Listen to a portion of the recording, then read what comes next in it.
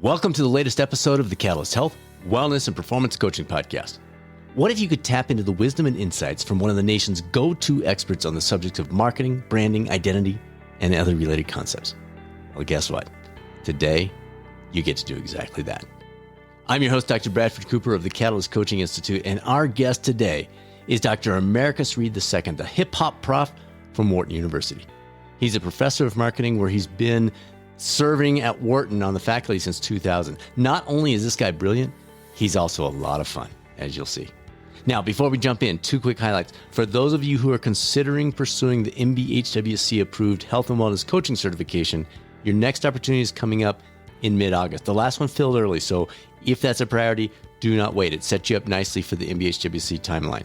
For those who are already coaches, you don't want to miss the event of the year, the Rocky Mountain Coaching Retreat and Symposium in beautiful Estes Park, Colorado. That takes place in mid-September. Details about both of these are available at catalystcoachinginstitute.com or reach out anytime to us. Results at catalystcoachinginstitute.com. We're happy to set up a time to chat. Now it's time for Wharton's Hip Hop Prof, Dr. Americus Reed II, on the latest episode of the Catalyst Health, Wellness, and Performance Coaching Podcast. Well, welcome to the show, Professor Americus Reed. Really appreciate you joining us. It's great to have you here. I'm excited to be here, Brad. Very, very happy to join you and have a great conversation. Yeah, this should be fun. A lot of good stuff that I think we haven't covered a lot of before. Now, when I first looked at your background, it felt like you always knew that you wanted to be here now. I mean, I've got it written down here. You've got undergrad and double master's degree in basically organizational behavior, your second master's degree in market research, then PhD in marketing, consumer, and social psychology. Like it seemed, and they were back to back to back to back. So it seemed like you had this destination in mind at age 18, practically. Is that at all true, or did you just kind of, as you went, you're like, hey, I love this stuff? You know what? It was a journey, Brad, because I did work enough in between both of those master's degrees to learn that I did not want to be in a small company with absolutely no structure in a chaotic environment. And I didn't want to be in a big company that has a lot of bureaucracy and problematic issues associated with that. And I think what that taught me, Brad, is that I don't really want to have a boss. And so you went into academia? Wait a minute. Yeah. See, here's the thing. Here's the thing that people don't understand, Brad. Academia is the perfect mix between entrepreneurial elements, but also a safety net of structure. So if you can get that thing called tenure, you've got an institutional safety net, the background in sort of helping you, but you also get the full maximal degrees of freedom to pursue all of the things that you're interested in studying, and somebody pays you to do it. So I consider myself an entrepreneur of ideas that happens to have the structure and the backing of an institution behind him. You just recruited for PhDs all over the world, my friend. way to go. All right, little lighter note. You got to fill us in on the Hip Hop Prof thing. You talk a lot about stories and the branding and how stories form our identity in some of your other interviews. How'd that come to be? Yeah, the Hip Hop Prof is a persona that I created, Brad, because of what I understood is that one of the best ways, and this comes from my background as an educator, one of the best ways to get people to absorb the content you want to try to present to them is to create engagement. And engagement in terms of a connection between a perceiver and a receiver of information has to do with what I refer to as, wait for it, edutainment. There we go. There you go. So I created the Hip Hop Prof to sort of be this persona of this marketing professor who was kind of cool, into pop culture, into music and art and all things brand and pop culture. But every now and then might, break into a rap or, do something interesting that was outside of the stereotypical perception of what a professor is. You've just raised the expectation for the rest of this interview, my friend. I love it. I love it. I won't ask for the rap off the top of your head there. But, you don't want me to spit any lyrics right now. That's right. Not right now. Maybe later. Bring it on. Exactly. Yeah. All right. So you note on your website a key area of focus for you, and I put it in quotes here, the idea that a person's sense of who they are, it relates to what they think, feel, and do. Now, that makes sense superficially. When people hear that, they're like, yeah, sure. But you go a lot deeper. What have you discovered in terms of that most folks listening might go, wait, what? Yeah, I think it's a great question, Brad. And thanks for queuing that up. I think for me, I challenge your listeners to think about a behavior that they engage in that somehow does not have implications for how someone is going to see themselves, either as an external audience or an audience to yourself. And so almost everything we do has some kind of connection to expressing something about who we are. The question becomes, are we going to be aware of that? And are we going to sort of try to strategically affect what people perceive who we are in terms of building our brand? So my argument, Brad, has always been not whether or not you're a brand. Everybody's a brand, period. Yeah. And every time you open your mouth to the marketplace to say anything, you're creating an impression about what it is that you stand for and who you are. And so it's not a question of, are you a brand? It's a question of, will you strategically manage your own brand and use it as a way to help create connection and relationships and loyalty and affiliation with other people so that you can connect and give them information and receive information and be persuasive in that sort of context. So a lot of my PhD work was in self-talk. So it almost sounds like you're talking about whatever you put in here first, you then decide what to portray on the outside. Any advice for folks that are saying, man, Professor, I don't even know where to start with the internal piece, let alone what I'm portraying to the world? Yeah, I think that this is the $6 million question. And so every single person should sit down and try to write out on a piece of paper the articulation of, why do I want to do this? And in the case of becoming a motivational coach or a personal growth specialist, think about why do I do this? What is it that I want to do? And it can't be something that abstract. I want to help people. Right. Everybody wants to do Sure. that. And that doesn't differentiate you. Absolutely. But to think through, what is it that gives me joy and excitement about sitting down and interacting and changing lives? Why do I care about it? What is my why? And I think as you develop that sort of articulation of an internal dialogue with yourself, that inner voice you start listening to, then it creates a template to try to understand what are the building blocks, I think, that associate my particular perceived set of values that I would potentially like to take to the rest of the world.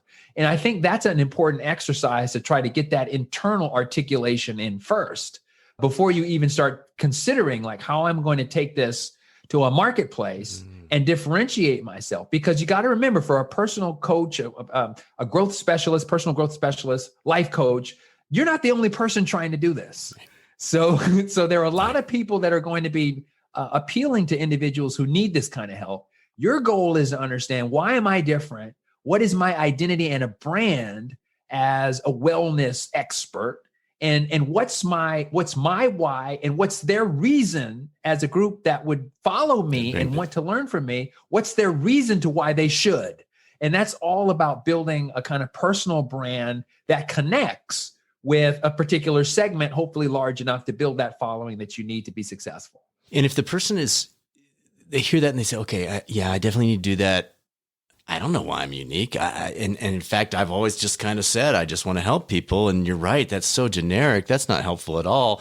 Any other guidance on kind of the pre-step to that big step? Well, I think what I try to do, and I try to get my students who I teach at university to think about this, I try to get them to do the thought exercise of, imagine yourself having the most perfect day possible. What would that day look like? What would you be doing? And like, construct that day in detail so that, okay, I get up, here's what I do. I get my coffee, I go for a walk, everything that you do in that day, that's that perfect day. Yes. And then you basically diagnose, what is it that are those elements of joy that I'm extracting from that? And why am I extracting that? And you take that information and then you build a story, you write a story about who you are that is this diagnosed narrative that's associated with my ideal version of myself as it would enact in a perfect day. And then you try to understand what makes that such a positive apex of your own potential and create that articulation of, this is the reason why I care about these things, and this is who I am. I'm going to be a little bit controversial here. I think if you come to the table and you say, I really don't know, I just want to help people, you're going to be at a disadvantage Absolutely. to someone who has articulated and created a certain connection or a brand that can specifically resonate to a niche of potential audience members for specific reasons that they have developed through this articulation process. Well, it sounds like that's a great exercise for these health and wellness coaches that are listening to use with their clients too, because once you set that target, once you say, this is my perfect day, okay, obviously I'm not there, I'm 42% there. Now we can figure out I love that. That is outstanding. Yeah. I think it also definitely works on the client side as well, Brad, because I think that my own personal belief, and I'm not a wellness personal growth guru, but my own personal belief is that once you put the thoughts in your mind, whatever thoughts are in your mind, they're going to want to manifest into the real world. Yeah. And so our job is to sort of curate those thoughts in a way that's advantageous to us, but also help our clients. I mean, I don't have any clients because I'm not a guru of this, but help those individuals in need control that kind of cognition so that they can breathe into reality the thoughts that they are regulating in their minds that they can potentially work on. So like getting the negative stuff out as quickly as possible, not focusing on external factors that you have no control over, but focusing on how do I react to those factors that I don't control, because it's my choice to create an attitude or reaction to something that happens to me. And I can choose to make that a positive reaction. So it's that kind of thing that I think develops kind of as a brand building exercise, as you're thinking about articulating these kinds of concepts and using them yourself as a wellness expert or a personal growth specialist expert, that works not only for you, but also potentially for your clients. This is fantastic. All right. Another area of emphasis for you, and again, quoting you directly, how social identities interact, and we're going to dig into this one big time, how social identity interact to influence memory, judgments, attitudes, psychophysiological reactions, behaviors, psychological functioning, and adaptation. Okay, a lot of layers here. Let's go into a couple of them. Let's start with memory. How does this influence memory? Maybe the better question, Brad, is how does memory influence who I am? If you think about it, yes. Right, there's a great movie. So I pose this in my classes to my students to say, what would it be like if you couldn't form short-term memories? And there's a movie called Memento where the lead character cannot form these short-term memories. So he basically tattoos messages on his body so that he can remember things.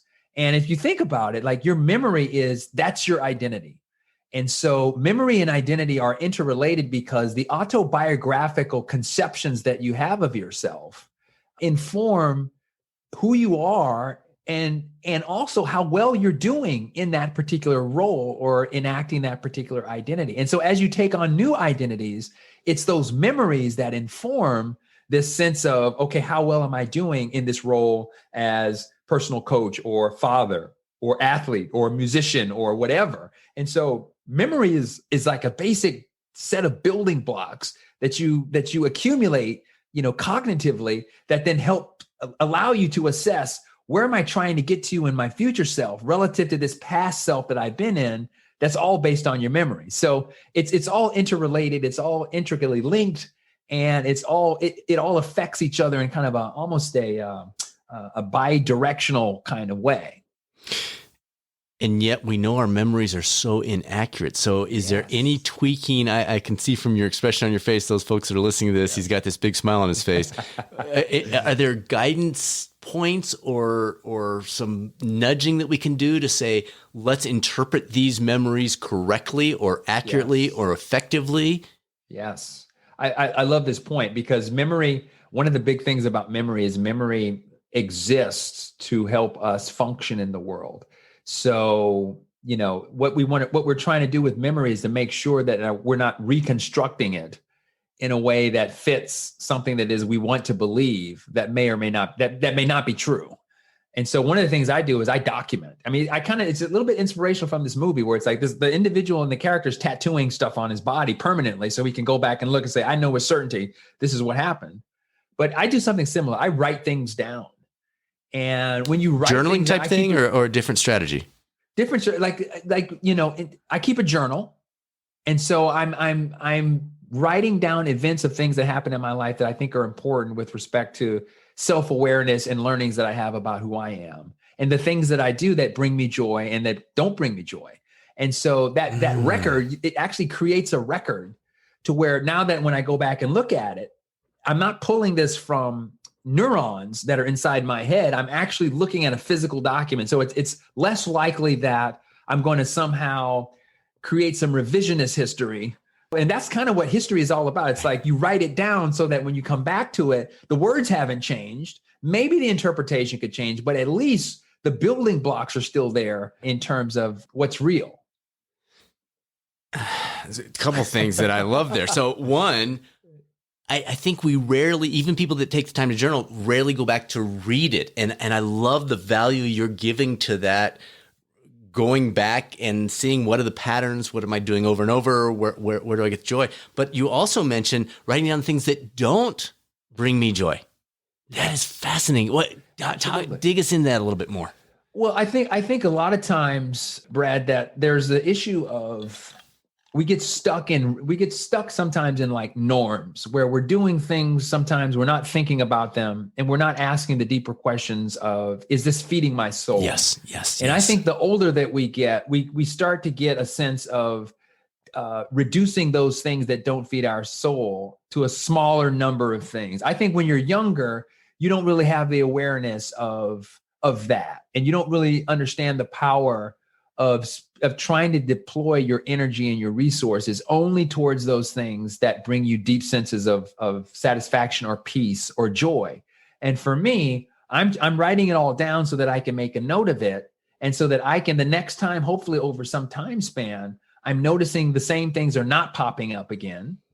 And I'm being very purposeful about taking those things off the list and I'm not allowing myself to be in situations that would create that sort of thing that I wrote down about in terms of something that may not be feeding my soul or contributing to my joy or happiness or peace. And so I think, it takes the trick is, we don't have the time machine. And unfortunately, 50-year-old Americus knows this now. And it's kind of like, how unsettling is wisdom when it brings no profit to the wise. Yes. But if I could only go back to my 20-year-old self when I was 30, and if I could only go back to my 30-year-old self when I was 40, I would be passing along all of this stuff. So the idea is like, how can I get to my 70-year-old self when I'm 50? And that's kind of, I'm looking for the hacks to be able to create almost like time travel so that I can only create a world that is full of positive energy, full of things that feed my soul, full of controlling my environment in a way that the things that are important to me and knowing who I am. So a big part of that is understanding that sense of identity, that question of who am I and what are my values, and living your life in accordance with those values. Well, you're definitely bringing us the positive energy, brother. This is awesome. I'm loving this. All right. I tried to. No, you got to go in here. So the process, and there's not a right answer to this. The way you do it's not going to apply to everyone else, but is it a weekly review, a quarterly review, an annual? When you go back, how do you process that in the midst of, you've got as busy a schedule as anyone out there that's listening. So what do you do as an incredibly busy person to make that a regular habit? Yeah, I love that. It's all about creating habits. And I love the point that you make there. So I try to do this at least once a week. Oh, really? But I try to do it in the context as part of the moment where I'm trying to step back from all of the pressures of the world and life. And I'm trying to like recenter my kind of spiritual energy. Mm-hmm. And it's at that moment that I want to like check back and sort of see what has happened this week, because it's important then to be in that mind space to have that kind of clarity as you're evaluating the information. As I try to do that once a week, but as part of a kind of almost meditation kind of exercise, if you will, in that I'm trying to create a kind of Zen moment where I can look at this information and almost step away from, get outside of my body and my experience and analyze it almost as an objective spiritual entity that is looking down and sort of assessing all of these things. So once a week is the short answer, but trying to do it in the right mindset. So you don't want to be like in the middle of the stressor of the day. You want to be in that mindset where you're creating the habit that it's part of your reset process for that following week, and that debrief, that internal dialogue that you're going to have with yourself in that moment of of searching for spirituality and peace. So that's how I do it. And just circling back to how we started this is all creating that identity or tuning into the identity, maybe recreating it based on what we're noticing, and then being able to present that to the world as part of this branding concept. That's exactly right. I love one phrase you just used that I love, absolutely love, tuning into.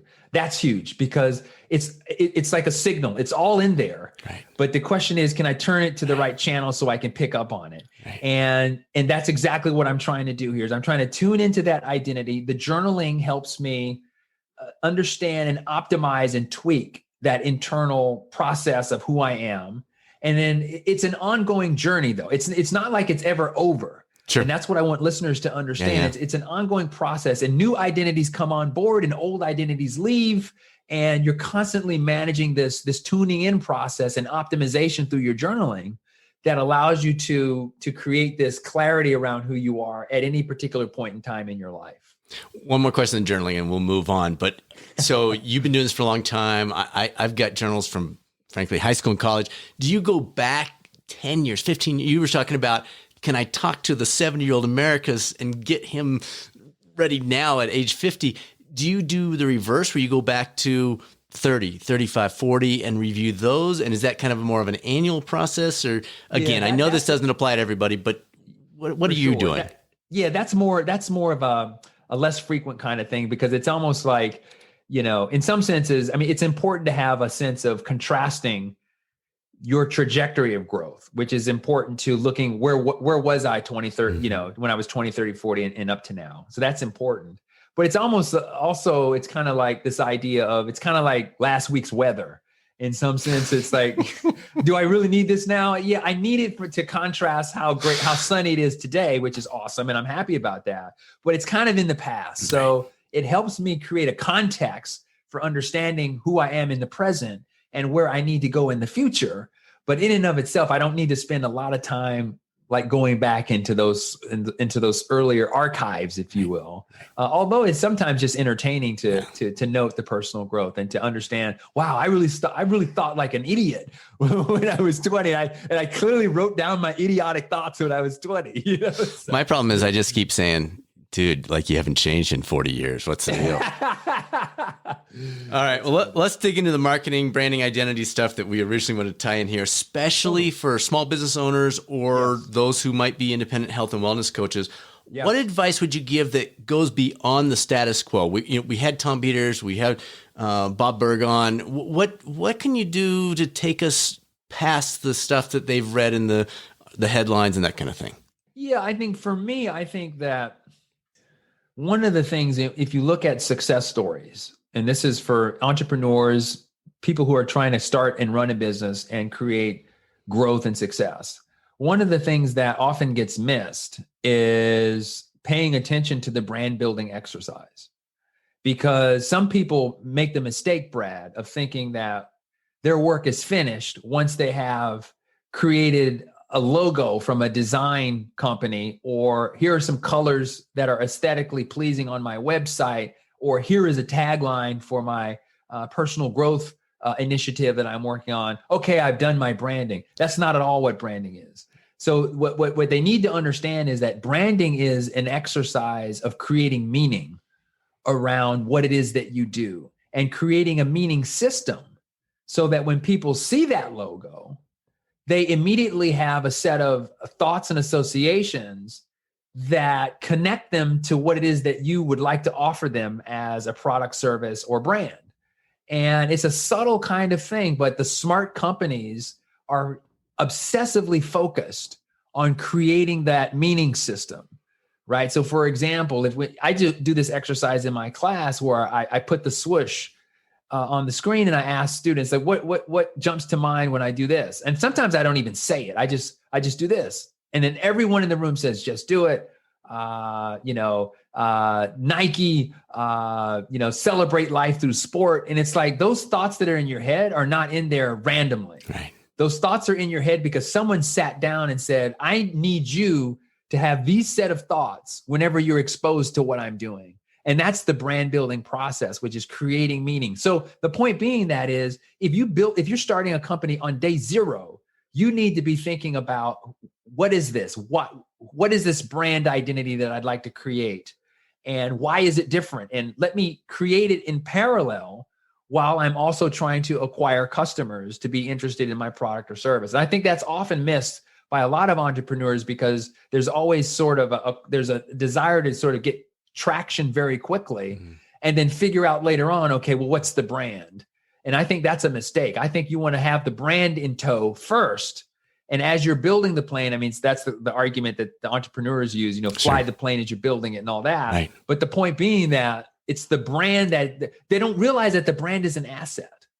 They don't realize that it's not just some logo, or it's an asset. It's an asset that connects to a segment. And that segment, if you do it right, can become fiercely loyal to what you're doing, such that if some other competitor comes in and says, hey, please switch to us, they're not going to do it. And the reason they're not going to do it is because they have an identity that is fused with your brand's identity in such a way that those two things now are connected. And so the smart brands are the brands that have that strategic, proactive, meaning system creation urgency at every single step of the building of the company and the processes associated with it. And I think I can't make that point strongly enough. You have to be, you should not think about branding as some fluffy, easy to do exercise and you're finished just because you have some kind of a logo or a tagline or a cool website. It's not that. It's building that why and articulating it to consumers and giving them a reason to self-express who they are through what you're doing. And so there's a lot of power in that. So you've given us two examples. You gave us Nike at the one end, and then the Hip Hop Prof that we joked about at the beginning. Yes. Entertainment, baby. Yeah, absolutely. Yeah, totally. So what about for the person who says, yeah, but Americus has like this unbelievable background, and like the guys at Wharton and then Nike on the other end, they've got billions of dollars. What is that fair person that's just, you mentioned, you just got your colors, you got, you went to whatever website and had a little thing put together. Now, what do they do? And I know part of that answer is what you talked about. Know what's inside, know that story you want to share. Who are you? What differentiates you? Any other tips that we can pull in at this point to help them get rolling? I love that. I mean, it's a great question. I think the critical thing at that point is to have an understanding. First of all, my belief is everyone has a gift, and you have to unlock what that gift is. And once you find that gift, that's the gift you're going to take to the world and give to the world. And I think everyone has one. So for me, it's going to be different from what Brad has and what others have, but you have to work towards finding that gift. And that's part of the joy thing, because the gifts that you have, I think, are connected to that experience of joy. So If you can understand that, then you can get a better understanding of what are these gifts I would like to potentially give to the world. That's point number one. And then point number two is the first, let's say, I'm going to make this number up, but the first 100 people or 500 people that you bring on board is going to be critical, because you want to bring on board people who share that vision with you of your why and that vision of your gift. And you're going to want to almost recruit them to sort of become part of your community of soldiers that is part of the tribe. That's the word I like to use, tribe. Yeah, Seth you're trying to build a tribe of loyal folks who are with you, to learn from you, to receive this gift, and then maybe take get this gift of yours and understand their gift better and take it to other people. And it's kind of like a snowball effect. It's really, really interesting. But it's the first bunch of folks that you bring in that you really want to create this, what I refer to as identity loyalty, which is this notion of they see your vision and your gift as something that's an important part of how they want to self-express or connect. And then they do that. And then it's an opportunity to build that tribe together. And it's that first group that becomes the core user that are the hardcore, quote, loyalists who will help you build the rest of the market. So it's kind of a two-pronged approach, knowing the why, but also those first bunch of people that you build into your community to understand how to build that relationship. And it's not a transaction. You're not selling them stuff. You're building the relationship, and the strength of that connection from an identity perspective and your brand, whatever your gift is going to be the pathway through which they can make this connection. And then, oh, and by the way, they'll happen to buy stuff from you because you have this deeper relationship or this deeper connection. That's so powerful, because at first I thought you were talking about as you bring on team members. You might be, but you're really talking about your clients share your vision. Like, how powerful is that? Yes. And I can tell you with 100% absolute metaphysical certitude, Brad, that the power, if I know Brad is the guru in personal wellness and corporate wellness and expertise like that, when he tells me, you know what, you should do this, that's going to be 1,000 times more persuasive and impactful than any ad I would see from some company that paid a lot of money to make an ad. Right. So it's all the power of word of mouth and trust in the relationships that you have. We all have that friend who's the foodie, and we ask her, what restaurants should we go to? Right. Or that friend who's the movie. They love movies. Right. So like, what movie should I go see? And they tell you, and you do it. Right. And it's like that kind of, that's what you're building on. And that's what you're trying to sort of that you're trying to build on, that kind of connection, so that those people who come into your tribe have that same kind of understanding about, this is what Brad does with phenomenal robustness. And so I want to follow him in this area because I connect with his vision, and we share this vision, but we also have this relationship that's born out of a sense of community and identity. Right. So good. All right. When it comes to marketing, Coach, we can talk about authenticity here, because when it comes to marketing, in quotes, or branding, or all this stuff, a lot of the coaches, authenticity means so much to us. We want to be real. We don't want to be fake. And a lot of times we feel like, well, that you have to be fake to do marketing. Can you speak to that? What advice would you have for somebody who's listening to this and saying, oh my gosh, that's totally me. Yeah, I feel fake when I'm marketing. Yeah, I think you have to reconceptualize marketing, Brad. And the way that I talk about it from time to time is because sometimes people would like to think about marketing as manipulation. Yes. Right. So it's like, I'm trying to get you to do something that you don't want to do. Otherwise, right. Yeah. Yeah. And so that certainly happens. So I'm not going to deny that doesn't happen. But the way that I think about marketing and branding is I think about it like this. It's like a hammer. A hammer is innately neither good or bad. It's what you do with it. So I can take a hammer and I can build a house for an elderly person, or I can take a hammer and knock that elderly person in the head and take their wallet. The hammer isn't good or evil. Right. It's what I'm doing with it. Right. So it's the branding. So here's my advice to your listeners. Let marketing and branding be your friend, because it's not about manipulation. It's about connection. And the greatest brands understand that it's about building a relationship and creating affiliation. And then what the consequence of that affiliation happens to be transactions that will occur, but the transaction isn't the purpose. And so thinking about it from that perspective, and not manipulation and an evil persuasion, but thinking about like, I'm just trying to build and share my gift with you. And for me, one of the big things is I try to make my relationship a place of, and I learned this from a personal coach that I work with, make my relationships a place of giving. And so if it's all about giving the gift and you're not thinking about, well, what am I getting in return? You actually open up your mind to a kind of peace that's powerful, because the expectation is not, I'm happy or sad because someone did something back for me. The expectation is, I'm happy because I gave. And so it's like you're redefining what that relationship looks like. And in the context of building your brand, you're working on that gift, giving that gift, and helping others realize their vision through that gift that you're trying to give them, and building that community around that entire premise. So first of all, let's throw out the word, marketing is evil, branding is evil, and let's just talk about building relationships, because that's what branding is. Branding is creating a system of meaning and creating an opportunity and a reason why people will connect with what it is that your core values are and what it is that you stand for.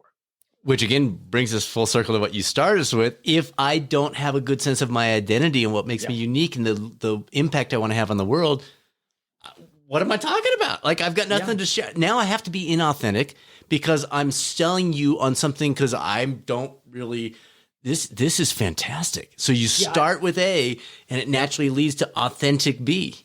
That's correct. That's 100% correct. And I would say, for absolute clarity here, consumers are really good at sniffing out inauthenticity, right? So, this whole world of quote influencers has been an interesting world because it has turned into this kind of like, oh, if I pay a celebrity to talk about my service, somehow I'm doing something. That's not influencing. That's paid celebrity sponsorship. Right. Influencers do what they love to do. And it just so happens that they love to tell the world about what they do, and they build their audience because of that authentic connection of a love of what they do, which is their gift. Yeah. And so, you work from that perspective. And I promise you, I would challenge any one of your listeners who had that point of view of like, I don't have this. I don't think I have anything. I guarantee you have it. Yeah. I promise you have it. You just need to unlock it. You probably haven't thought about it in the right way to be able to pinpoint it. But I strongly believe that everybody's got something that makes them unique and special in this world. So that's kind of my perspective on things. Yeah. I love the way this stuff's coming all the way around. All right. How do you balance the desire to go deep and fully pursuing your ideal client and the fear that doing so will limit you so much that you'll end up with no clients? Yeah, I think that's important. But this is the reason why something that we talk about all the time in segmentation is very important. So what you're trying to do is you're trying to understand, okay, you identify your gift, your brand, your why. You understand that, you articulate that. Now, what you're trying to do is you're trying to identify people out there in the marketplace who will most need what it is that you have to offer. And it's that kind of connection. It's that kind of niche where you particularly find a specific set of problems that you can address really, really well, and take that to a group of people. And you're not trying to speak to everybody necessarily certainly not at the start. You're trying to build a kind of core set of competencies around your brand and what it is that your gift is and your skill sets. And if you're doing that right, that will be appropriate for some people, but not others. Sure.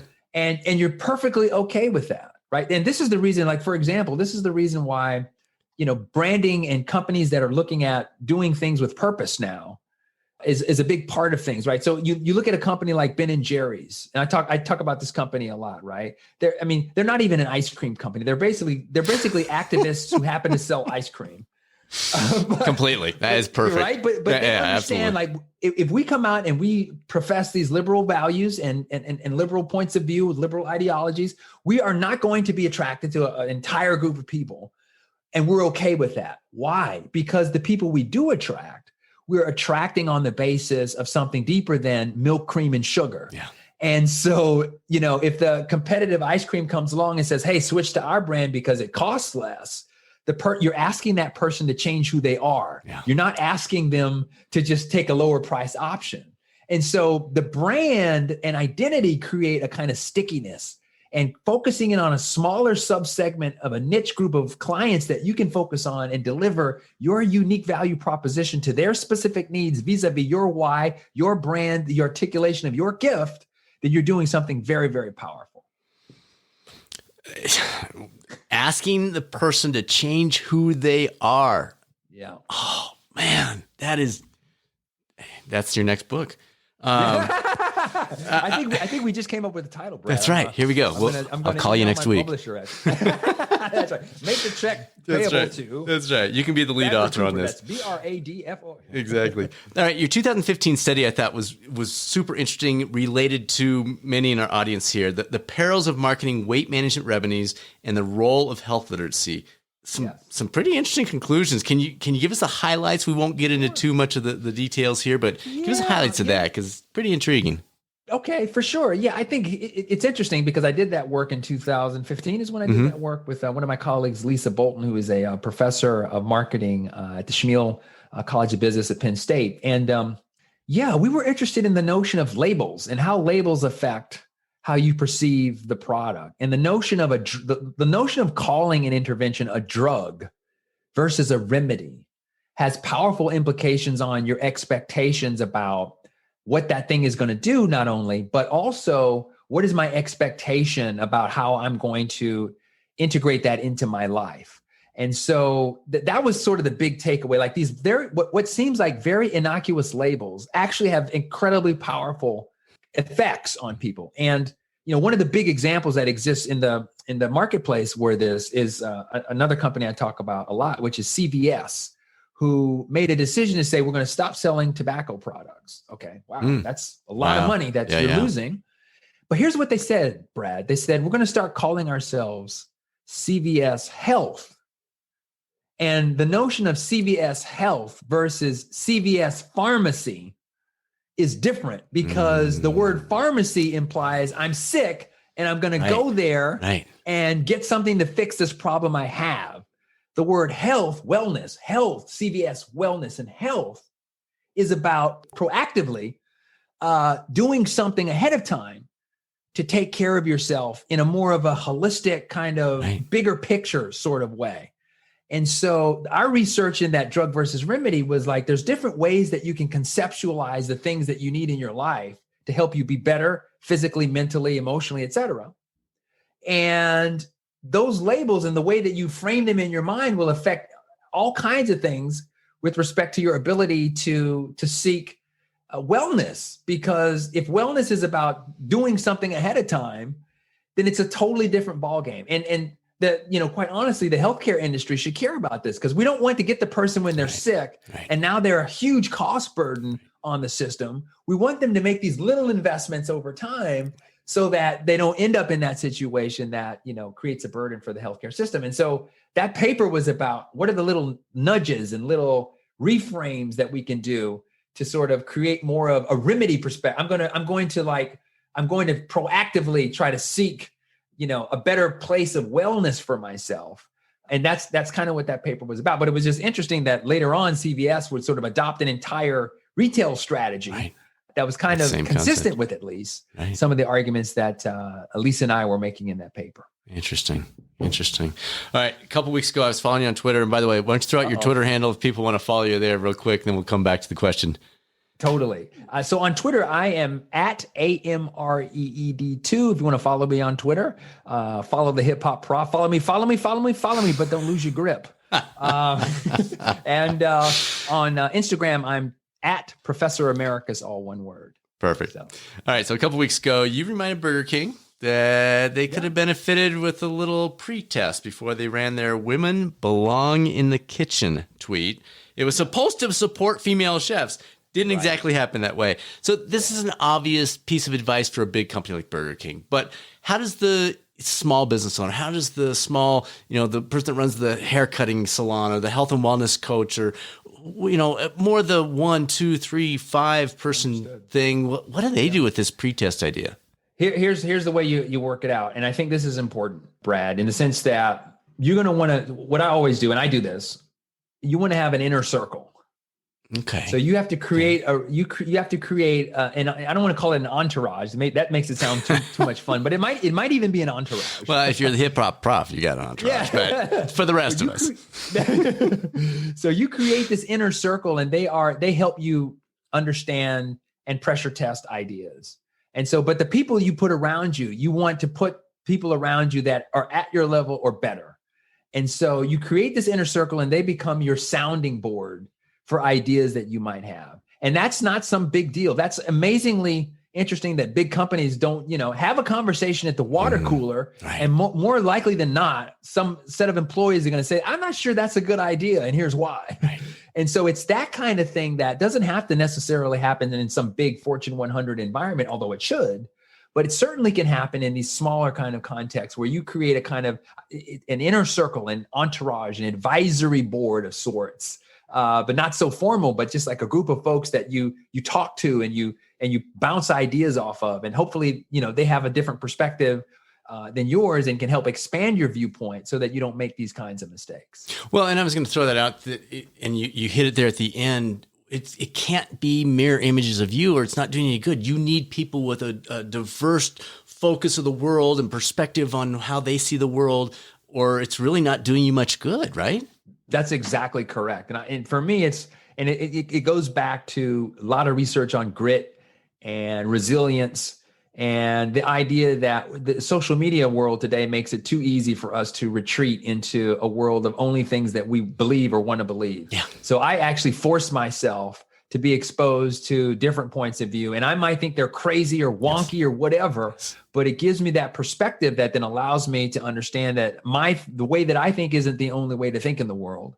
And it allows me to have those more degrees of freedom to be able to understand how I can potentially course correct before I make some of these kinds of more catastrophic mistakes. Right. And folks, listen to what he's saying there. He's very purposeful about seeking out people that don't agree with him. You've got to do that. I've been making a point of doing the exact same thing, Americus, because the algorithms are built in the reverse.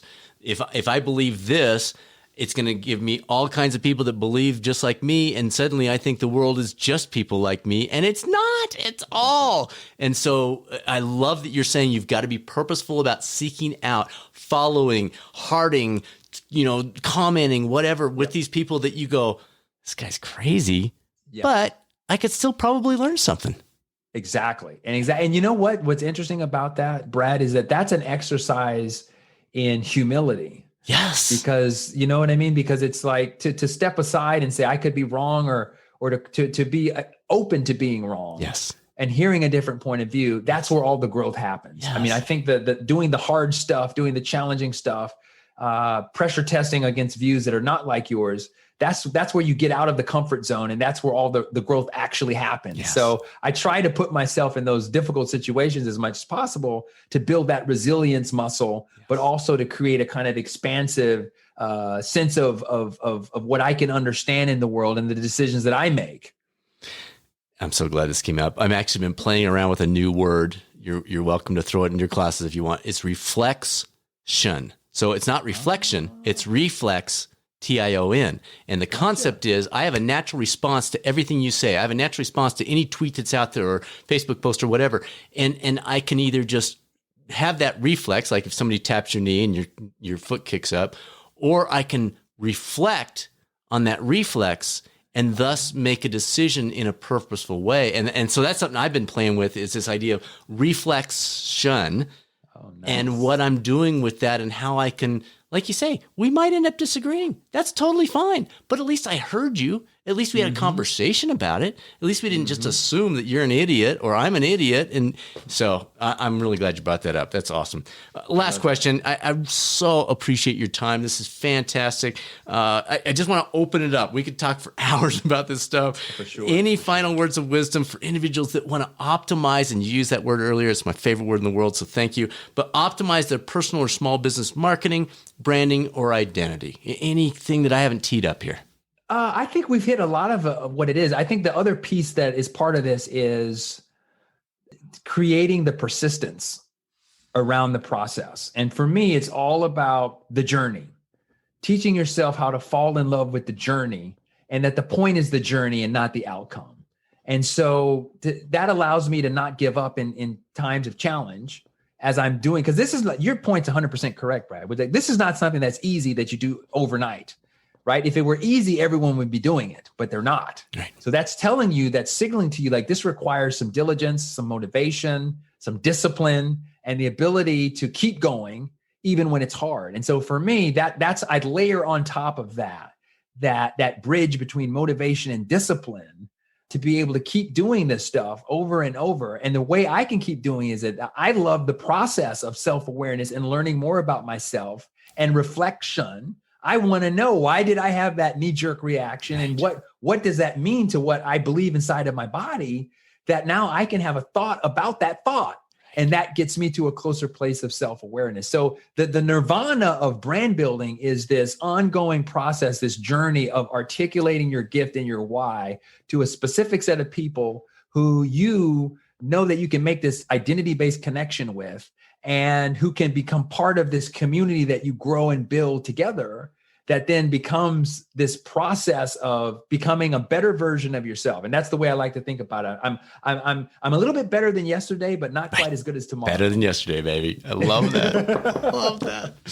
Oh, man. Okay, everybody, did you hear that? 3 final tips. He didn't break him into 1, 2, 3. He did even better. He just flowed with it. He said it's an ongoing process. This isn't a one-time thing. You listen to Americus and you got it dialed in tomorrow.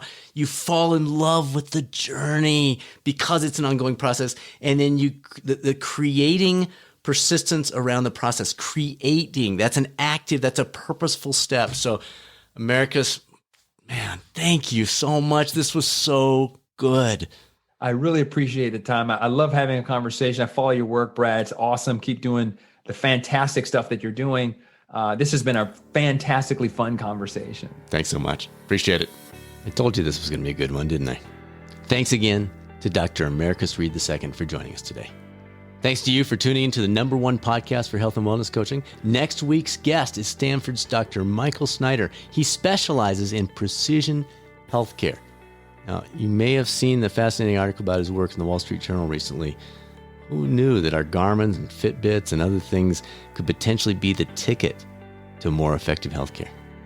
If you're a health and wellness coach or thinking about heading that way in your career, we'd love to have you join us over at the Health and Wellness Coaching Forum group on Facebook.